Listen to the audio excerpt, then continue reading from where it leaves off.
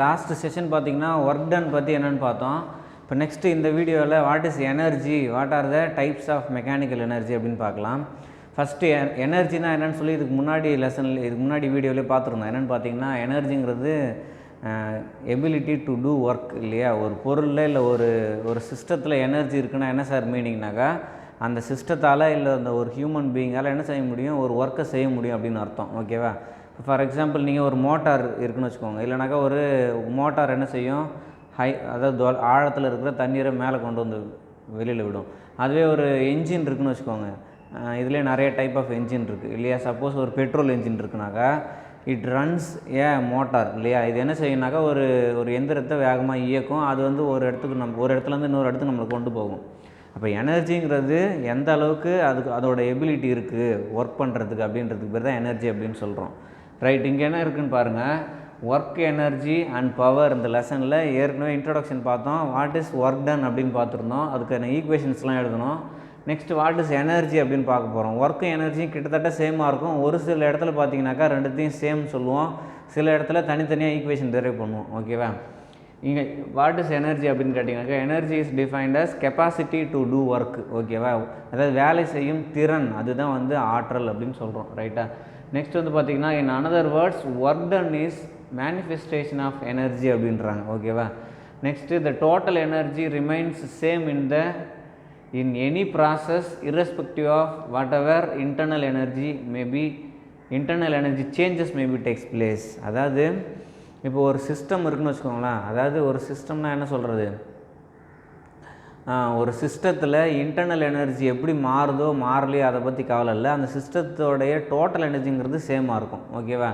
இப்போ உதாரணத்துக்கு சப்போஸ் நான் என்ன செய்கிறேன், இந்த இடத்துல இது ஒரு ரூம் இல்லையா, அந்த ரூம்குள்ளார ஒரு 100 மாலிகுல்ஸ் இருக்கிறதா வச்சுக்குவோம். வாட்டர் மாலிகுல் வந்து சின்ன சின்ன ட்ராப்லெட்டாக 100 இருக்குன்னு வச்சுக்குவோம்.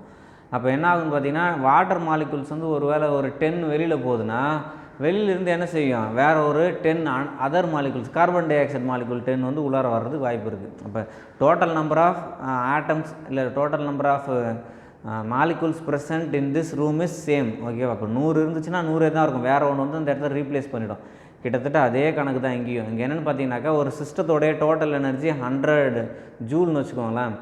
அப்போ 100 ஜூல்னாக்கா அதிலேருந்து ஒரு 10 ஜூல் வந்து ஒர்க்காக மாறிடுச்சுன்னா ரிமைனிங் 90 ஜூல் இருக்கும். அப்போ இங்கே ஒரு ஒர்க்காக மாறினது ஒரு 10, இங்கே ஏற்கனவே இருக்கிற 90ங்கிறது இப்போ டோட்டலாக பார்த்தா 100 இருக்கும். அப்போ total energy of a system is constant அப்படின்னு சொல்லலாம். ஓகேவா. இது நீங்கள் மேலே போக போக படிக்க உங்களுக்கு புரியும். இப்போ உதாரணத்துக்கு நான் என்ன செய்கிறேன், ஒரு வாட்டர் டேங்க்கில் வாட்டரை நான் மேலே ஏற்றுறேன்னு வச்சுக்கோங்களேன். இப்போ நான் என்ன செய்யணும், வேகமாக பம்ப் பண்ணி மேலே ஏற்றணும். ஓகேவா. அப்போ என்ன ஆகும், இங்கேருந்து பம்ப் பண்ணும்போது எனக்கு வந்து பார்த்திங்கன்னா ஒரு 100 ஜூல் ஒர்க்கு செலவாகுதுன்னு வச்சுக்கோங்க. கீழே தரையிலேருந்து ஹைட்டில் இருக்கிற வாட்டர் டேங்க்குக்கு 100 ஜூல் நான் செலவு பண்ணி தண்ணியை மேலே ஏற்றுறேன்.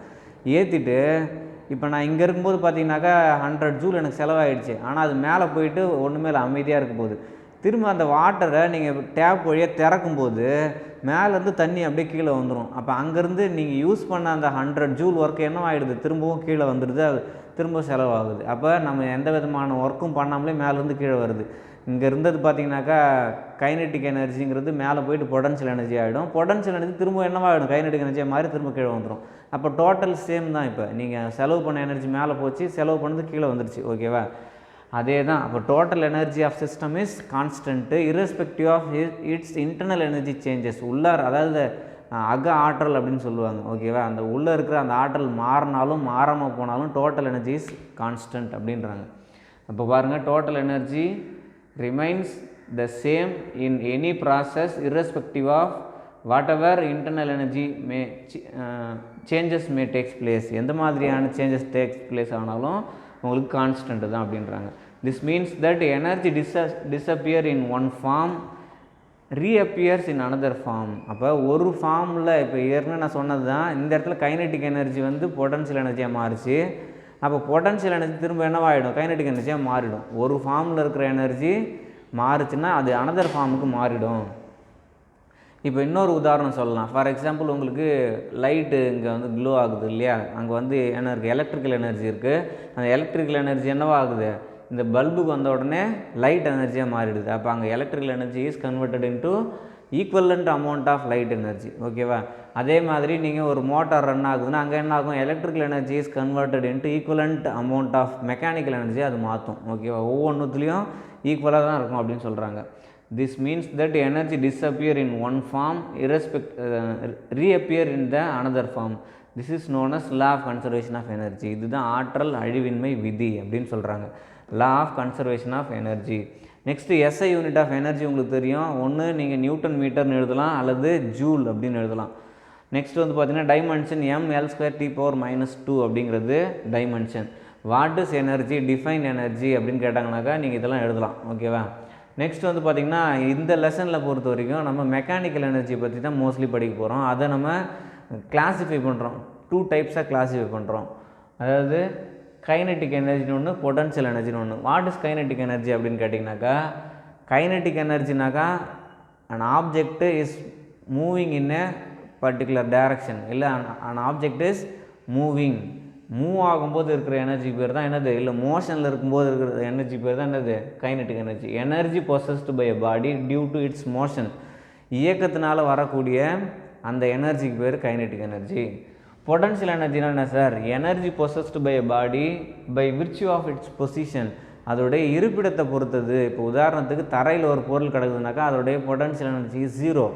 Suppose an object is present in certain height, ஒரு பர்டிகுலர் ஹைட்டில் இருக்குதுனாக்கா அது நீங்கள் லைட்டாக தட்டி விட்டாலே கீழே வந்து வேகமாக விழும். நீங்கள் தட்டி விட்டதுனால கீழே விழுதுன்னு சொல்ல முடியாது. It have some potential energy to its internal. Okay, அதுக்கு உள்ளாரே பொட்டன்ஷியல் எனர்ஜிங்கிறது பொதிந்துருக்கு, அதனால இது வந்து கீழே விழுது. ஓகேவா? அதே தான். நெக்ஸ்ட் வந்து பார்த்திங்கனாக்கா 2 டைப் ஆஃப் எனர்ஜி இருக்குதுன்னு சொன்னோம், கைனெட்டிக்னு ஒன்று, இன்னொன்று பொட்டன்ஷியல் எனர்ஜின்னு.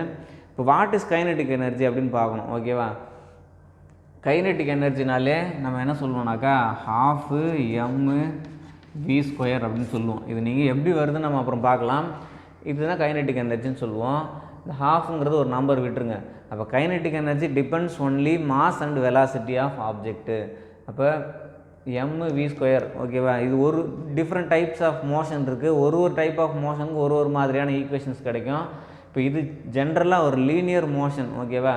அதில் மாஸ் ஆஃப் ஆப்ஜெக்ட் வந்து m, vங்கிறது velocity of object. All moving object have kinetic energy. எந்தெந்த பொருள்லாம் மூமெண்ட்டில் இருக்கோ, இயக்கத்தில் இருக்கிற அனைத்து பொருட்களுக்கும் என்ன இருக்கும், நமக்கு கைனெட்டிக் எனர்ஜி இருக்கும். Kinetic energy is measured by the amount of work that the body can perform before it comes to rest. அப்போ கைனெட்டிக் எனர்ஜிங்கிறது எதை பொறுத்தது சார் அப்படின்னா, அந்த பொருள் இயக்கத்துக்கு போயிட்டு திரும்ப ரெஸ்ட்டுக்கு வர்றதுக்கு முன்னாடி வரைக்கும், திரும்பவும் அது ரெஸ்ட்டுக்கு வர்றதுக்கு முன்னாடி அது எவ்வளோ ஒர்க் பண்ணுதோ அதுதான் அதோட கைனெட்டிக் எனர்ஜி. அப்போ kinetic energy is measured by the amount of work that the body can perform before it comes to rest.